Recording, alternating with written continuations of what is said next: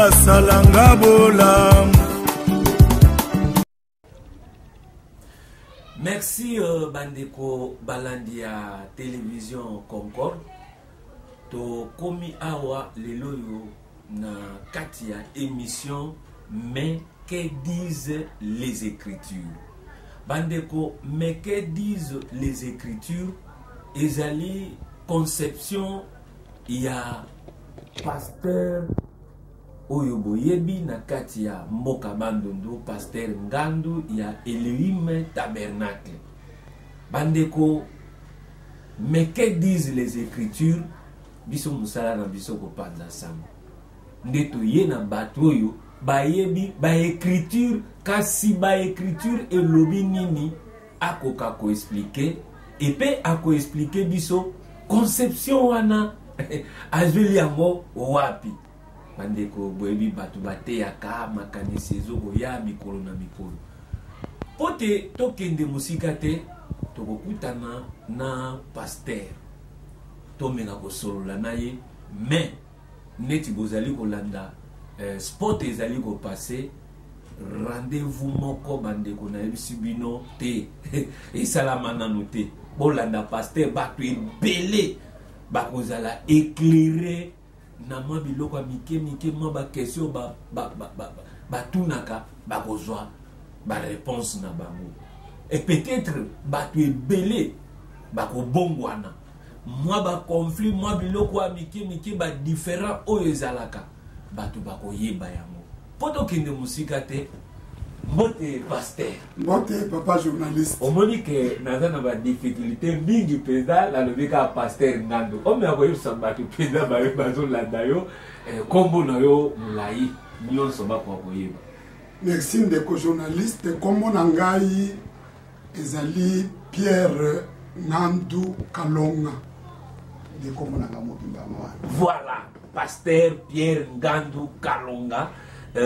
Yazali pasteur l'église Elohim Tabernacle. Pasteur Motuna Liboso boni ba pate Nzambe ko zoko boko la bazoko kende bientôt partout au Makambweza et batu bazalaka Makambweza nisakate. Wana papa bien solo eska batu bazali Makambweza ezanga kate ezali a solo. Menangolo Nzambe ye mubateli apate ya solo tuzotambola malembe pe libote zana kati ya kimia bana basi ya Nzambe bana mibali ya Nzambe batata pe ba mama bazoko ba muke pendeke samiki na tango ya Pierre na Bible mukolo na mukolo Nzambe azobakisa bato ya sika bazobongola motema po etenda kwa tata etonda esika moko ya vide ezalate. Merci pasteur. Pasteur to komeli yo awa bandeko na koyebisa bino nano, mais que disent les Écritures? Eza na grille ya programme na biso, mais tala concepteur nango yeyo bokoyoka nyonso biso toko kaka ba question na biso tozoko utiliser, mais concepteur émission yewano. Pasteur eloko liboso etunisi mémoire na biso fois passée, avant que toi on expliquer mais que disent les Écritures dans Tanasuka, comment l'église na yo prophète na kombo Emmanuel nandeko o ayemba ka moyembi ya Nzambe babenga baba chantre na babenga ke ayeba ni mingi na kombo ya Farmalola ba boyambi bango na église oyo ayembi oyo pe apesi bana ya Nzambe mbote. Pasteur nous comprendre te na ndenge na yebeli peza message ya Branham dire batu baza affirmer mais olongwe na message to pasteur doctrine échanger to ndenge mais kako expliquer na. Merci mingi papa et mes journalistes na biso avant na ko limbola likanisi bien kozongisa ya na mutuna na yo enatanga makomi ya Nzambe mibale po peso cadre ya masolo na biso na mukanda ya Corinthiens liboso chapitre 15 verset ya liboso ya mibale Bible le biboyi nazoli kokanisela bino bandeko sango malamu onga na tei bino sango malamu oyo boyambi oyo na kati na yango bozali koyika mpiko et na tina na yango nde bobikisami soki bokangi yango na lolenge oyo nga nateki bino yango soki bongo te bozali koputa mbango ya pamba awa ezali Thomas Paul koyebisa bato ya Corinthe oyo bayaki bayo bayambi loba nzambe Paul aye nango bayambi loba na nzambe Paul ateyaki mais Paul azokesa malobi bokeba loba na nzambe oyo nateyaki wana loba na nzambe oyo boyambaki wana po bobikisama na yango ezosenga ete bokanga ngo na lolenge na français bozoloba dans les mêmes termes est-ce que Paul alobaki i olingo bikisama loba i est-ce que Paul alobaki a olingo bikisama loba a soki bongo te ozokoputa mbangu pamba na Ancien Testament voilà Nouveau Testament. Nouveau Testament. Maintenant Ancien Testament. Ancien Testament, Deutéronome 4. Moïse oyaki pe na sangwa bana Israël po bisango na boumbu. Moïse azolo baboyi.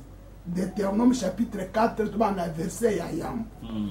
Ça c'est Israël yoka mibeko pe malako o nazoko te ya bino lelo. Botiango na misala po ete boko kubutambangu pamba te malako na pesi bino po ete bobika pe bokota na kosangula libula na mboka oyo yawe nzambe na bino akabeli papa na bino yoka versa mibale boko bakisa eloko moko te na oyo nga na lobi pe bokolongola eloko moko te yanga na lobi me bokosalela makambo na nzambe nyonso. Donc des journalistes ont montré que bateau mi balé Paul na Moïse Paul mutoko mi eteni mingi ya Nouveau Testament ba épître mingi ezaliye mutolu makamu mingi atamboli mingi apesi ba révélation mingi ezali Paul na Nouveau Testament. Ancien Testament evandi likolo ya malakisi ya Moïse bato balo bazoki bisebiso ke malobo bi bango ba memaki wana tuli ko bika to bomba mala to bakise lokote to longole lokote. Alors tango zotala makambo nyonso oyo kotala lolengi biso bana na nzambe lelo tuzoko tambola ozomona ke moi ike ezali mwani na kozo par exemple ka ya nzambe malamu nazotanga ngopo awa nazopesa bango lukumu lelo tata ya réveil réveil na Kongo tata ya réveil azali musée Adinabal moto azoki réveil kuta na Tony Osborne yani boswa réveil tanzo réveil tata na réveil ya Adinabal mais tala papa oyo abiki na mikolo ya science malobani ni atei malobani na lobby ekena okaka ndenge wana lelo moto no atina bala lo bakaboy des fois lo bakabongote po basiport ezalite ezande mokona papa Simo Kimbangu mutu munene musali ya nzambe mais ateya nini support ezalite mais différence na Branham c'est que makambo nyonso nzambe bisaki Branham ezana ba bande ezana ba brochure c'est ça. C'est que lelo na kati ya makambo Abraham suko moni mutu azosala makambo na lenge na ye soit aza ignorant soit azali pécheur volontaire. Wana introduction pour nous na mutuna to kagi expression moko pécheur volontaire o expliquer biso na simana pécheur volontaire za mutu moko azosala lisumu na nko ayebi ke likambo na eza bongo te mais pona ba raison moko to mususu azo soutenir likambo na azokanga ngo azote yango azoloba ngo mais ayebi ke likambo na zolobawa ba pekisia wana pécheur volontaire ignorant. Vous avez la raison, vous allez ignorer après émission pour te connaître qui ça. Polele, Branham Yemoko à Salakini. Ok. Toko papa. Biso, bato, tu as un message à frère Branham. D'ailleurs, le papa journaliste. Le commisaki, le coulamo, groupe moko isolé. Tous un christianisme. Oui, mais kimbangisme. Tous un branhamisme. Message à frère Branham est un akati à christianisme. Et ça, les bandes telles que hindou, Bouddha, Islam, Branham. Donc, Branham, ils ont il y a christianisme.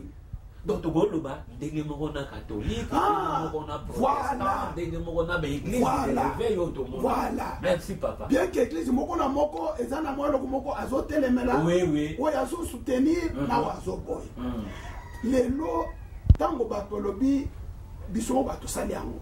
Bato la de la frère Branham, tu ka biso ka biso moko. Bato ya libanda tuzo finga bango, tu benga ba démon, benga ba païen, tuzo benga boy. Mais totala yango mutu ya émission na biso, mais makomi elobi nini. Kasi makomi elobi nini. Frère Branham, yo mutu yaki na message na yo, olobi nini. Ovande kini dengiri na bato, po biso bato zo landa yo, to tambola na matambe na yo. Yo landa ko ovande kini dengiri na bato. Yango esika wana bandeko balandi na kosepela na tanga muke ye moko frère Branham po kolobela mutu eza malamu biluku ya tikaki support nazolobela ye te nazotika ya aloba na monoko na ngai na mukanda na ye apesi mutu na yango se tourner vers le nord azoloba bona paragraphe 10. Mais nous essayons toujours d'y mettre de nos idées. Toujours il se fait que quand nous éjectons nos idées, et quand nous éjectons notre théologie, dans l'esprit de Dieu, cela éloigne l'esprit de Dieu. Et c'est comme ça qu'étaient les choses en ces jours-là. Ils étaient en route, mais ils désiraient quelque chose qu'ils pouvaient fabriquer eux-mêmes. Alors que Mose azalaki liboso, mipeko ezalaki liboso, ikoza moto ezalaki liboso, balingi bongo te. Nanda papa, ils découvrirent ensuite qu'ils avaient éloigné de l'esprit de Dieu. Par leur dispute et leur mauvaise conduite. Alors c'est une grosse erreur. C'est une erreur lorsque nous fîmes la même chose.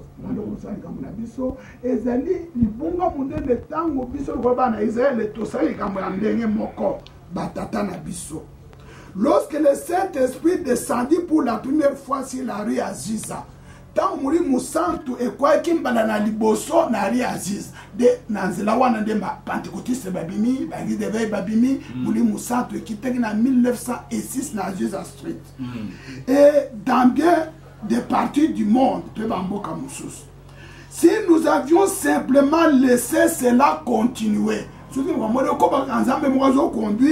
la conduite du Saint-Esprit, laisser le monde dehors, continuer et laisser le Saint-Esprit continuer et laisser le Saint-Esprit conduire.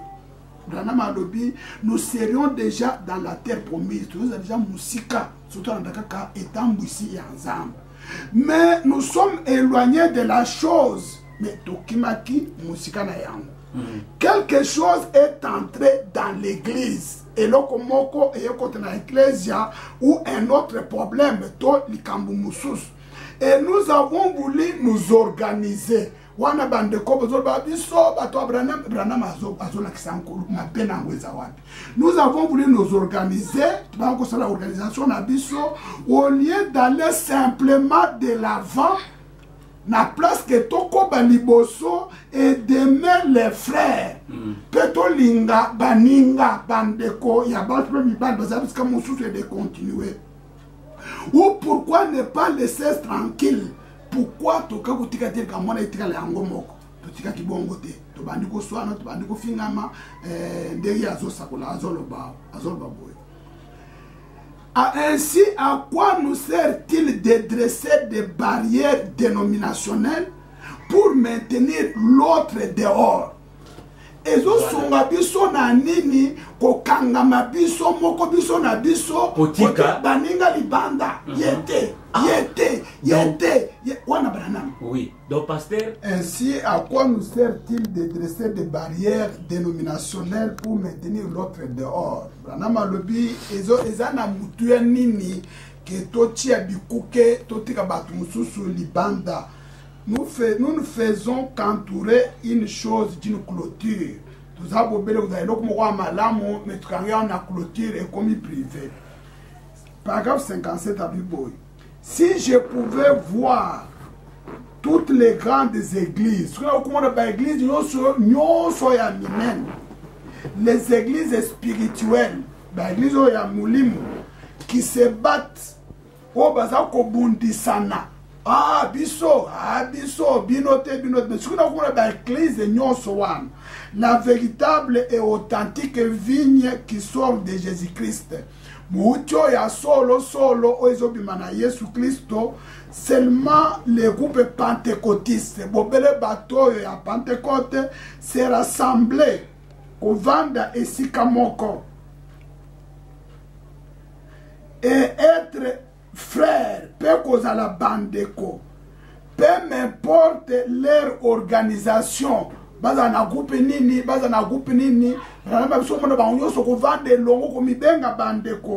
ils peuvent les conserver s'ils veulent. Mais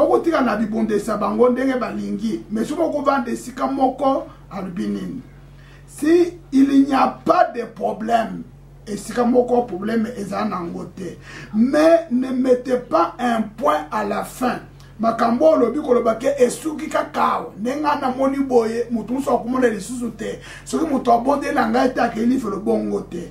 Étendez la main tia loboko na yo, prenez celle de l'autre ami zwa loboko ya moninga mususu. Vous voyez, rassemblons-nous to sangana. Voyez-vous, si je peux voir de comme l'a dit, est-ce qu'on les a na mutu ya mingi, que si je peux voir arriver, je dis ceci aussi respectueusement que possible. Ce qui n'a pas dit quand moi na kosala ma lisusu na zolo bango na aligné nyonso. Si je peux voir cela arriver ce matin, ce na komona likambwa na kozongela na tongwa lelo likambonini. Je dirais volontairement comme Simon d'autrefois, na okolo bakolo Simon ya tangwa kalakala, Seigneur kolo, laisse ton serviteur aller en paix, tika mombu na yo kende na kimia, selon ta parole, kolandana na lilobana yo, pona nini, car mes yeux ont vu ton salut, pour être mis sur nangai et moni lobiko na yo. Wana mazo kiseke suna kumona bande konyos, ya groupe boy, ko vande sikamoko, ko michia maboko, ko mibianga mabandeko, na obokete zambe, musala nangai ekoki. Donc, pasteur, pour continuer, donc, surtout le lobby de rien n'importe pour notre organisation. Donc, on soit église Elohim, église CBB, ou des organisations à Bango. Mais, dans ma canne ici, beaucoup de temps. On mutuna yo papa journaliste ezama la mingi na kokoba na navigation Branham na sima ko répondre na répondre na mutuna na yo. Okay. Mutuna yo tuni Branham asana rulengi biso to ko komisa ngote. Branham ye moko azolo bake tant trop kota na likolo. E kozala te ba to kozala na ba uniforme te Elohim, CBI, CBECO, CDM, église boabe kozala bongo te. Zamba kotala eloko moko na kati ya batu nyonso wana po mutu akota akozala oyo abatisami na mulimu santo na kati ya solo nyonso. Abi marke nzambe akotala eza marke ya makila ya kolo Yesu Kristo. Eza marke ya lingomba te. Ya onde akobi alobike mangumba nyonso ndenge tozawana. Eza na biteni ulengi misato ya bato kati ya eglise ya moko na moko. Eza na bandimi ya sol. Eza na bato bazosala kula bazonjima. Eza na bato bandimaka na bango te. Zamba kweta zo lingoma mobimba ko Elohim tabena ola mobimba boye akena bango likolo te. soki alobi bongo te ya te bongo eza lokuta mpo na kati ya Elohim tabernacle wana bandimi ya solo ya nzambe bazali baoyo basalaka sambla balingi neti likambo yango balingi neti bakameleyon libanda azali mopagano na kati aza mokristo bazali bao bakaka yebo avandi na azokipe kutu makambo na essentiel na compléter devoir na kofanda na ba église ayaki na église akendeka église bazali na lingumba moko nde Branham atei. OK. Alors soki ezali bongo eloko tokobundela ezake moto esika azali azomuli musante. OK, parce que toko banano parce que mutu na misusu ezali na likambo oyo zaki koloba ya frère Branham. Est-ce que kuna to komi na suka parce que problème na biso ezaki toyoka lelo yo on dirait bo fungoli porte na bandeko mususu bakomi koya oluto yeto tunaki oyo sabiso olongwe na message to olongwe te na message parce que il faut moi conclusion na moi ezala ko conclusion na yo. Merci papa journaliste mutuna otuni ezamba la bomi na pesi nanu makanisa ye moko Branham alobini ni Bible pe otangi ancien na nouveau testament tant on a considéré ça c'est qu'on a répondre mutuna directement oyokan na mituna pe biano ya 26 juin 1959 paragraphe 132 Branham azoko bakoloba boy. Comment pouvez-vous faire des dénominations et dresser des barrières? Comment pouvez-vous faire des bongiseli, pebutia bandelo, oya kotate, et des choses semblables, pe makambwa bongo, puis dire que vous êtes né de Dieu. Kakabiso, si on Nzambe eza bongo te. Alors il n'en est rien, eza bongo te. C'est une tromperie de Satan. Eza lukuta ya Satan. Abi c'est vrai. Mais un homme qui est né de Dieu ne peut pas pécher. Donc nous avons que au monde ma commune tangi ma commune eza mingi. Mosozo ki c'est solo que makambo ya kokangama. Kotika batu musuli bande bokomunu ko eza likambo ya bino moko. Ya sika batu mususu nyonso mabeka kabino moko nana meza bongo te alobi tozali biso nyonso koluka esika moko ozali kolo tozolanda eloko moko wana mais tozanda eloko wana alobi ngai na yete pona kabola batu na epoete nasambisa bangomba na nzambe bavanda esika moko bayoka toli na nzambe babonga na bango yango na kolanda makambo ye Branham alobi ke soki na kokomona bato nyonso babaptiste bamethodiste bapadri bavanda esika moko bazomibenga bandeko bazokolingana bazokosalisana naoboke kolo mosala na ngai esili nakokisi mokano na yo.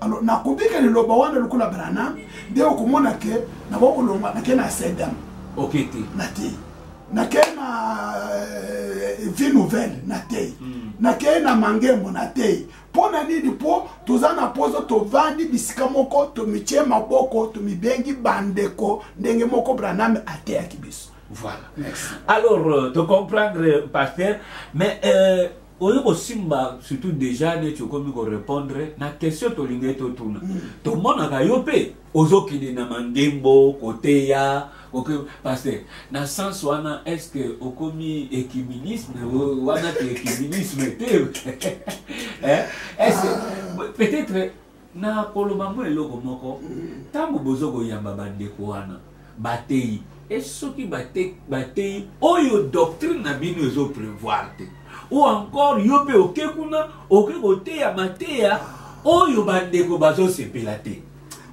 Tuni mutuna ya malamu kitoko papa journaliste Branham azolo baboye na tanga na nwe lisusu et puis olingi osapuyaka biso oyo nazoka makuna boya te bible awo ngotolo makambo ya o bino bato bana bolobaka boye yana zoba ke mingi tolobaka wana eza soit ignorance soit bato ba yebasa na ngoma sumu na nko ba pécheur volontaire yo kama makambo tena mangembo bosali boye non blasphématoire paragraphe 75 et mon Branham azolo baboye bien je n'aime pas na lingité.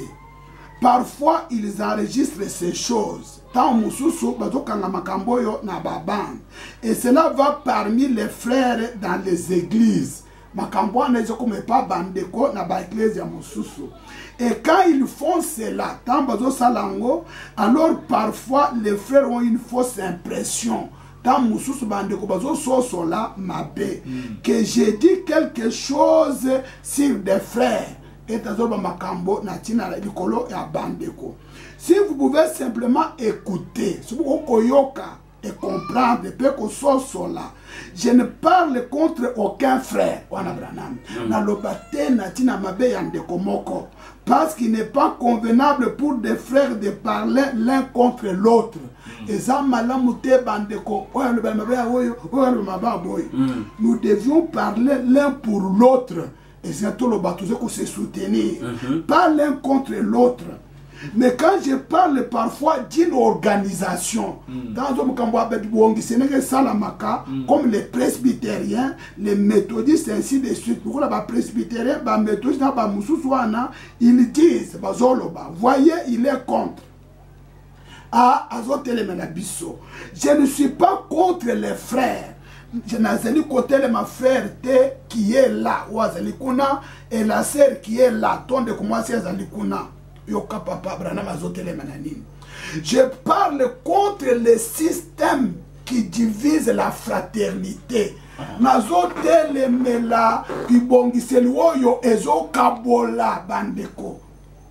Les enfants de Dieu sont une famille. Bananazambe Bazali, Libotamoko, et pas des groupes différents.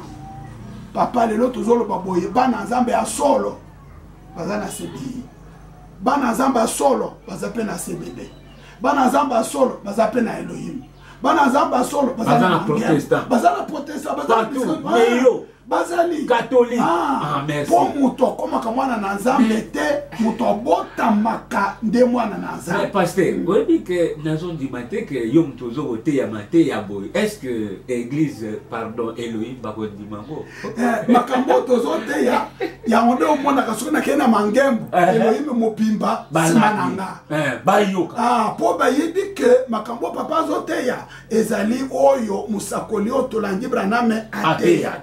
Voilà. Il dit, et certains d'entre eux disent, je ne veux rien avoir à faire avec cela.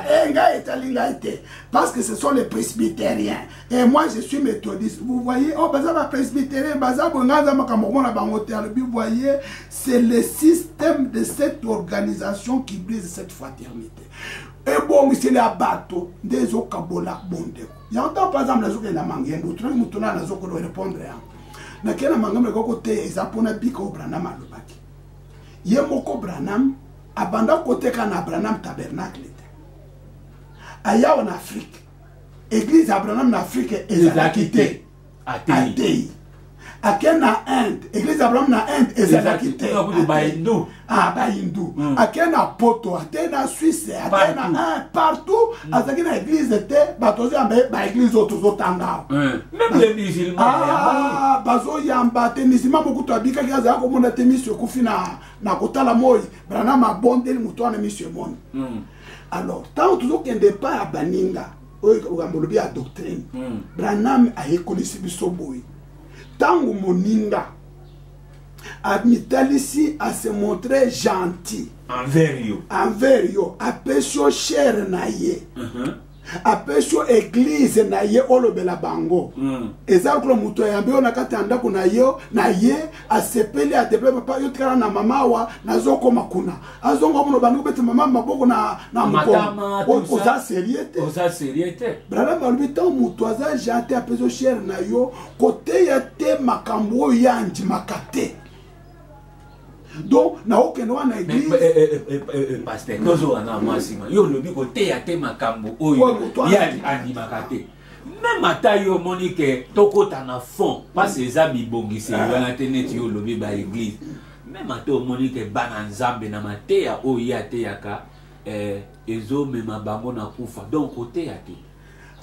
Merci mina mutuna papa journaliste. Soki na monique parce que ya ligité makambo wana ya ligakate. Apesi au cher na yo, mais moi correction ko sala mate. Correction ko sala mate wana ezali ko sala mal éduqué. Debra na mazobenga.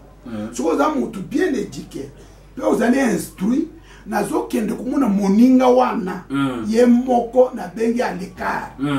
lukula alinginga ngape na lingi ya to na poste que to banda elongo tozo lingana ye alinginga ngana lingiye na kupoza binde ko yakana likambo ozo sala na kati église boye liloba na nzambe elobi boye liloba na nzambe elobi boye oso eza liloba na nzambe te tandenge bebisi église tandenge bebisi bana na nzambe. Pasteur, tant que le doctrine, on m'a expliqué na bateau doctrine église pe ata la voler ba meka ko yeba parce que todo le ba ke OK pas bateau ko meka ko te ya doctrine te soit logo o bango balinga raté. Merci mingi papa na mutu ya na yo na 621 ezaka kaka na continuité nango na kolobango na doctrine. Otunaki tango ke par exemple et pas bateau au côté ya nini sur ko côté likambo moko ekokana te na makambo on ba salaka makambo ana ekokosala mubulute to bango pe ba ye pa na yo batei oyo bino boli ya raté bana voler liboso biso lukula porte zoro bato bine makomi et le binini message tozo te ya ezaya ngaite ezaya frère pakala frère songolote message tozo te eyaki na branana lukula polo zolo ba est-ce que liloba na nzambe bimaki pa na bino pour tout na makambo ya Paul il faut tout na ye olanda ne pour azolo olanda pe na lolenga lobaki yango po bikisa alors mais ça vraiment ye nango alubitango moninga asele amila kisi gentil apeso cher na ye kokende ko ndondo te ezana makambo mingi na kati ya sango malamu na kati ya Bible na kati ya Bukristo wo ezotala batu nyonso ezali otei bolingo batu bakosepela oteke batu bakubisa manazela mabonde batu bakosepela ote batu bapambola batu bakosepela ezana makambo mususu yo yibike eglise ya wana likambo wana bangi makango boyete soko omunike ekokomema batu na liwa tona bokabwani ozokende omonana na mutei ya esika wana yango tuto bandi tolingani tuzoko se respecter na okende papa yaka tani kambozolo baboy osala boy wana na Bible eza boye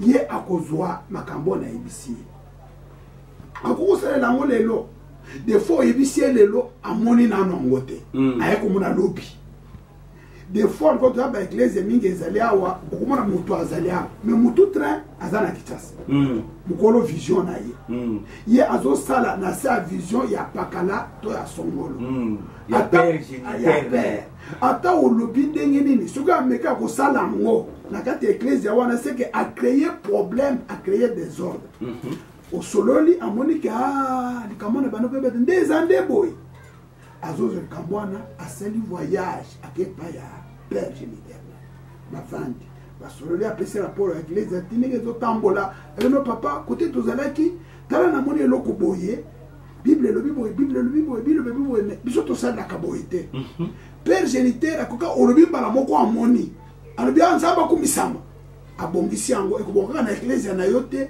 ekobonga ba église nyonso oba dépendaka na ye wana omoni ke osalisi église ke olo bango tia kaka munenge wana uchaka ne batiende wana lobi batu bakabwani osangisi batu te okabwani batu donc tango muto apeso cher na ye il faut le makambo oyo ezali solo pourquoi le bête le kutate te ya solo mais ba solo mususu oyo kokana na lulenga na bangote otikina na mo panzi soki yesi koyo aye pana biso e pana ngai bana na ngala tana bango tellement confiance bambule belé o bana sala makolo na ngai muteya ko ya atei alobio loko moko ezana molongo te na ajonga na komi nango na église des fois alobi yango na sali ite ote na sulunya yango te na zongeli yango te na corriger yango pete mais tango akei moko na église abike no wana akosaki bana na maboko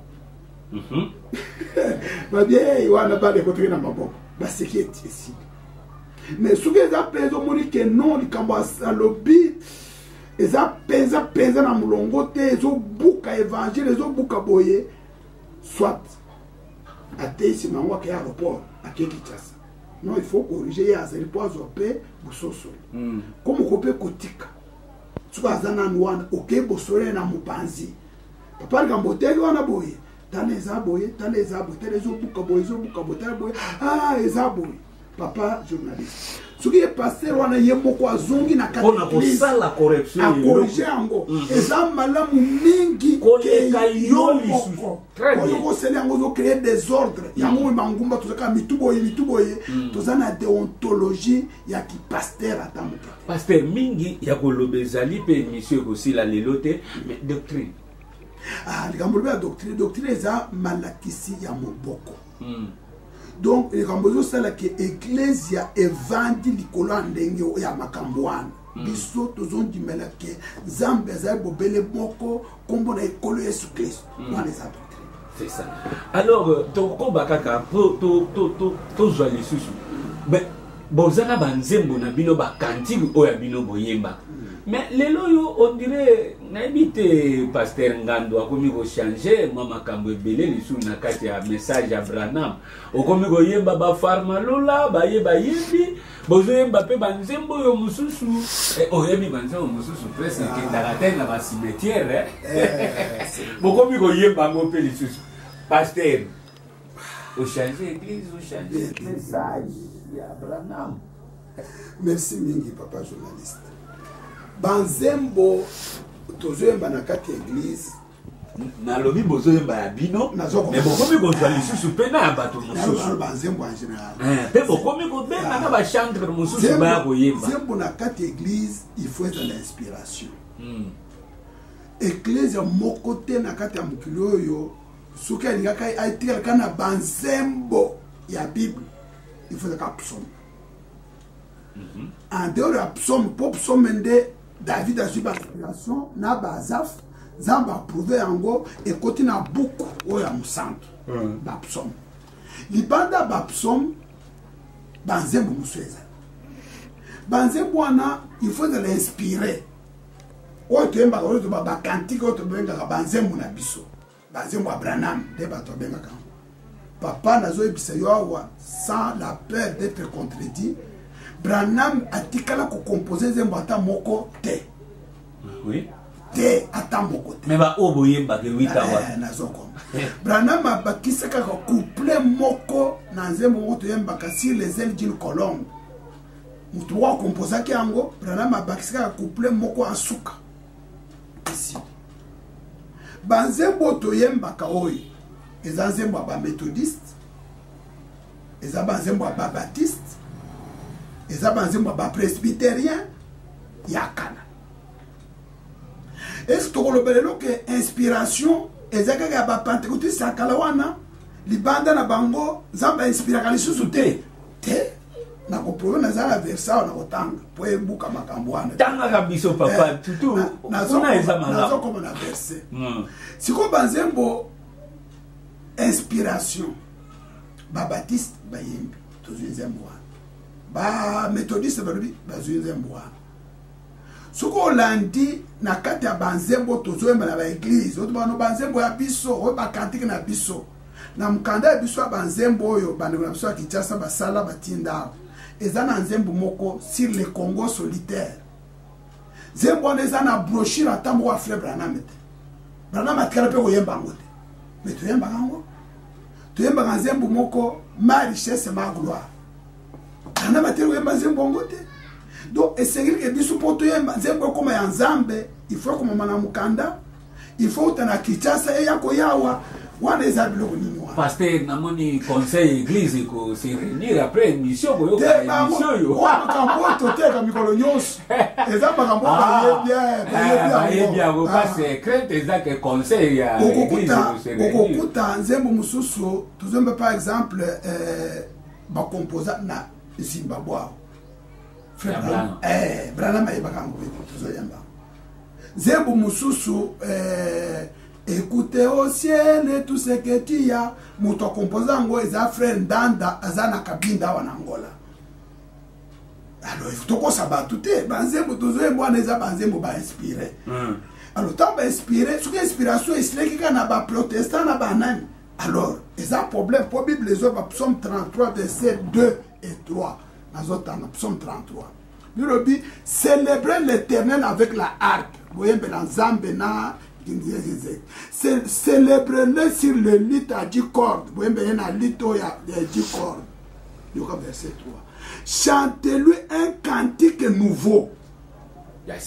Yasika. Tu comprends ce que je veux dire? 1920, 1910, 1920. Banze ko tuno be biso na papa sko ke na sebe yingang bazo yemba. Banze ko tuzo yemba na sko ke na sebe ko bazo yemba. Na neo bazo yemba. Tuzo kumsabo ya biso po tuja na mkanda na biso te. Wana ezali complexe ya batu. Branham atikala ko nate bayemba nzembo na mukolo kuto azana bomo mukolo moko mwana ne ya mwasi. De bana biso kana baninga école. Ya vanti na ndako avec mwana ya mwasi bazana camarade moko libanda camarade na bia butwana ta on alalaki zamba pambola kinga telema mingi na kotaki na esprit na banda ko yemba nzembo boy frère malandi mukolo moko mundu mwana mwasi wana bayena mwana na kati ya église abengi ya yaka yemba nzembo oyo oyemba kiwana c'est ça donc complexe ya batu ezekaka biloko wana ezoloba nkapu tokanga biso moko Branham papa na kati ya Branham oyo bazwi pasteur mujire akikotea na epa na yo pasteur tela kotea epa na yo ndenge nini wana ukomi ebongiseli soki naza ebongiseli ya liboso eza Branham na Branham muto bazobenga FF Bossoff aza pentecôtiste azotea wana Baxter aza baptiste azotea wana Maxon Boze passer à Chicago azoka kotea wana aza muto Branham te baza ba église na bango ba baptiste ba méthodiste ba nani kutu mususu ate na Branham tabernacle abatsema ata na kombo ya Jésus Christ na note batiki ate biso to komisi makambo Branham dénomination pour dénomination ezali molimo oyo zo kabola bandeko tala molimo ande esere to kabola ba mission kuna ba pentecôte et si ni tele ko molimo ande zaka na kati to kabosko biso moko ba oya papa journaliste soko zaka kati andako na mwasi moko azana makelele na bandeko na yo bakelele na bandeko na yo benaka bandeko na yo nyonso butika makelo ne ukanga bana bana oyo waza makelende na tir na ye akubudisa bana titi tamba nyonso ba okende yo moko kumona pasi et comme na kile comme na yo moko to bundisi ba lelo e komi moto oko ya kokopesa même atamo ni ngambo tete na komba Branham wana Branham donc banzembo o eza inspiré banzembo so eza na tina na kati na yango te na ibisiki bana na kati église mkondo eleka kia bato ba danse bible dit que louer l'éternel avec des danses Psaume 150 danse ni on a na samono mwanje akitili kolobo ya kisi danse nani danse toujours bien inspiration na bino inspiration deka keza la obsédité na bano sa ko moto ateli mazo yemba tambola na mokili tie omona makambo ce n'est pas robina na ba siko tu na kati église ma richesse, ma gloire et ma félicité. Même gymnastique. Mais je comme un ensemble pour les église, c'est fini. Tout comme ça, un problème de l'ensemble, là qui c'est qui pasteur, ou ana comment copina, zamba qui te à l'accès ou comment qu'on s'en a beau, et ça n'a ngoté. Mais et les autres ils ont quoi ils séduisant, et c'est l'obscène. Ils ont le tonto, ils ont exposé par une partie intime à base à Mibali. Wana mabe. Mais ce qui est que mutu à côté na molimu. Azo kumisa nzambe, azo boso nzambe na ye, tuzota tuba nzambe akumisam. Juge azanzambe.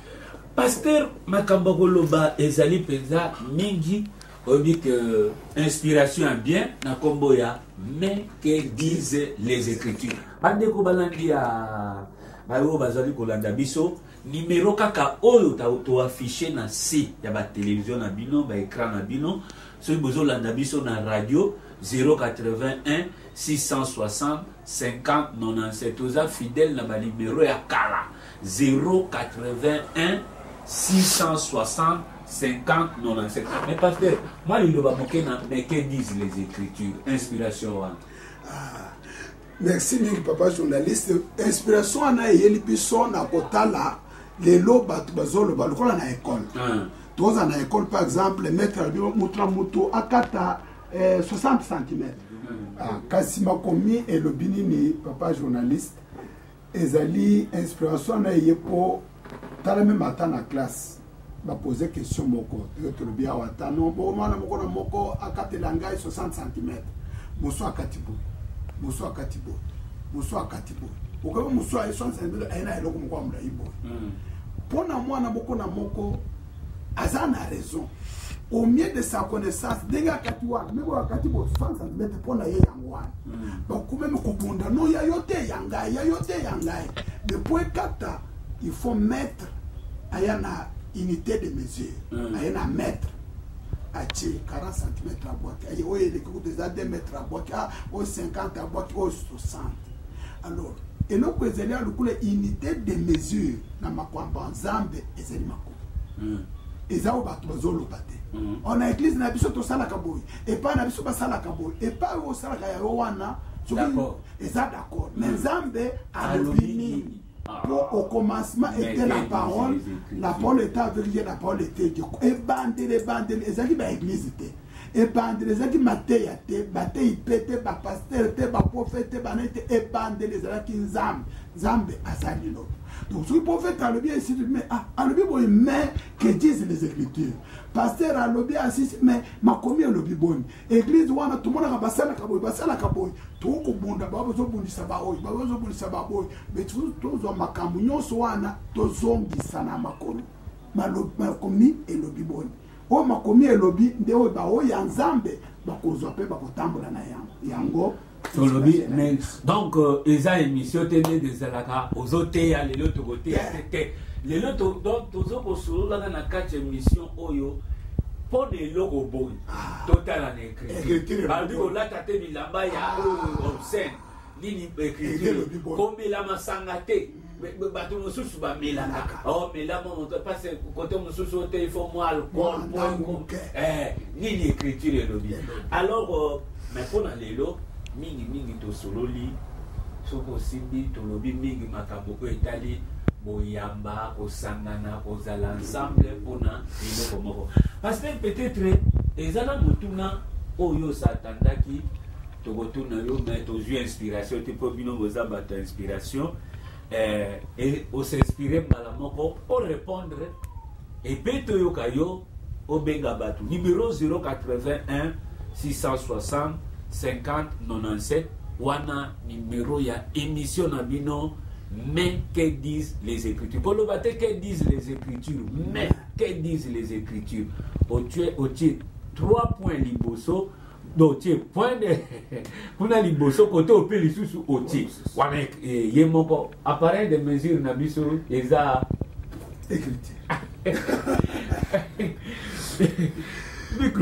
Papa. Merci mi papa journaliste mituna pona émission lelo tuni mituna nyonso akitoko etunami ezana mituna mususu ba toko tuna ba lui mais ba écriture ango ezani écriture lelo pona biso bato tozo yamba Christ lokolo mobikisi na biso écriture na biso ezabo bele bibli libanda biblia onyo so akoloba azala musakoli azala ntoma azala pasteur Paul alobi na 1 Galate 1 verset 8 alobi ke soki ata mwanji auti likolo aye kote bino makambo ekeseni na onga Paul na tei mutwana la kala mamabe ya en même temps toujours citer Branham toujours tanga Branham en rapport avec makomi oyo aye koloba makomi aye ko limbo na biso makomi batu mingi bakalisaka ke tamba zolo ba Branham ezana libanda te makambo nyonso Branham alobi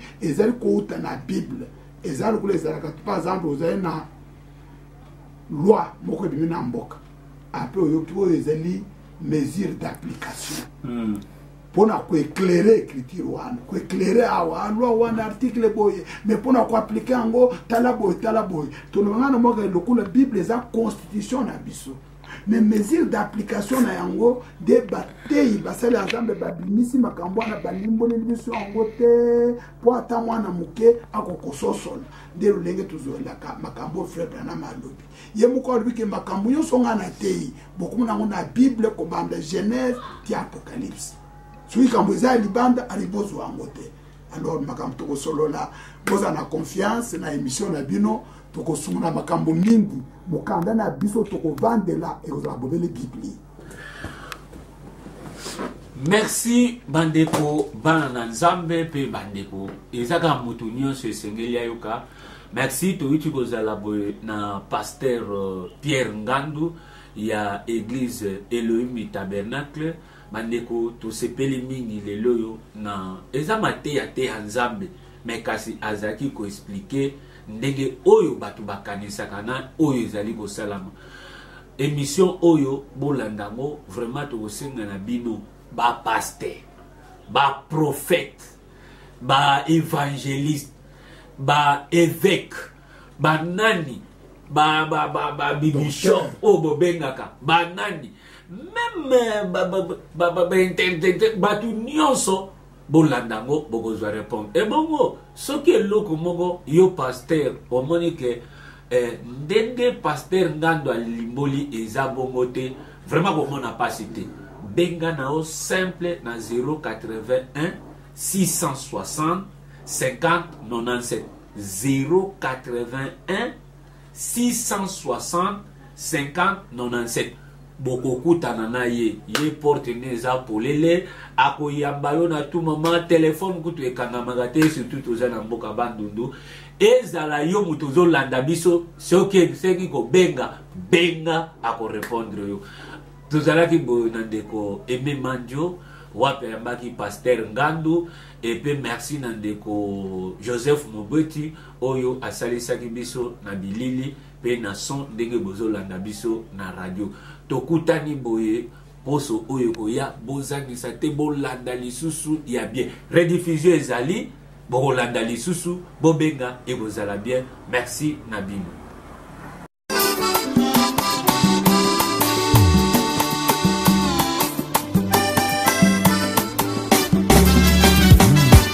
Salanga bolamu Zambalola salanga bolamu Mokonzi pusana lisusu Zambalola pusana lisusu Chilumba isembola loboko Zambalola sembola loboko Sembola loboko